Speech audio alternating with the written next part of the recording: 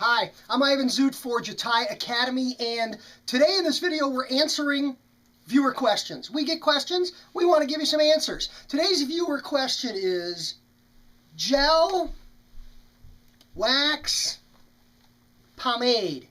What's the difference? And I think that's a great question because in the guy haircut category, these are probably the three core items.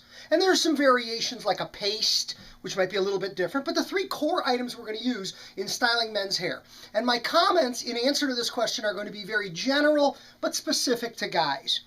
Gel is generally water-based. It's going to come in tubes or bottles. It's going to come in a variety of hold levels. My Clipper Guy gel uses a hold meter, 1 through 10. This firm hold gel happens to be an 8. It's a relative measure for comparative purposes, so a user has some expectations. Gel can be put in wet or dry hair. Generally speaking, gels are going to be a little bit shinier than some of our other choices. And they're going to be pliable. They're also going to be water reactive, meaning if you style your hair with gel and you wish to change it up and restyle it, you can simply squirt it with water, run your hand through the sink and through your hair and restyle your hair. Gels, water-based, flexible, in varying levels of hold. Well, what about pomades? Pomade's the one I'll put at the other end of the spectrum. Now, modern pomades, like the one in my Clipper Guy line, is actually a water-based product. But if you talk to pomade freaks and fans, they will tell you, no. If it's water-based, I don't care if you put it in a jar instead of a tube or a puck.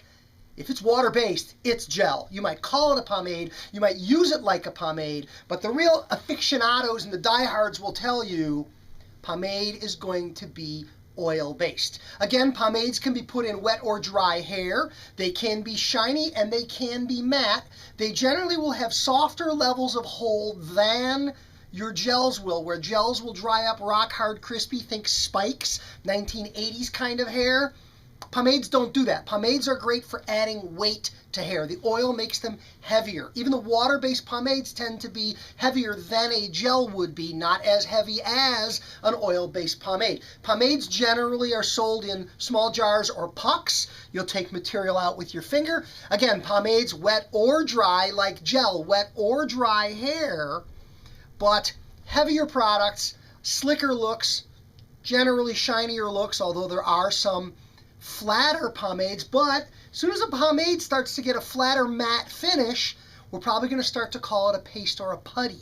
And again, it's probably going to have an oil base, so it's going to be a slightly heavier product. Lots of styling versatility, lots of flexibility. The water-based pomades, shampoo out clean and easy in a single lathering. Some of the oil-based pomades are going to take a little more of an aggressive detergent to get them out of your hair. Lastly is wax. And waxes, probably the narrowest of the categories because they're very specific. While gels are water-based and pomades are oil, if you're a classic, or typically modern with some water-based products, waxes are, well, they're just wax. The primary ingredient in waxes is wax. And while pomades and gels can be used on wet or dry hair, wax is going to be a dry hair product. You seldom, if ever, I won't say never, are going to want to put a wax into damp to wet hair because you're waxing it in, you're sealing it in. The hair will never really dry. Interesting way to maybe maintain a moisture level in hair, putting wax in wet hair, but not something we see frequently, if at all. Waxes create pieciness and separation. My sides on this haircut are pushed up with wax. Flat tops, the front edges go up with wax. Because they're waterproof and water resistant, they do take a little extra detergent to shampoo out. You can even see water beading up on the hair, like you wax the hood of a car and you wax some hair. They generally are medium to medium firm in hold. They're not going to typically be as firm as some of your gels, and they're never going to be as heavy as your water or your oil-based pomades.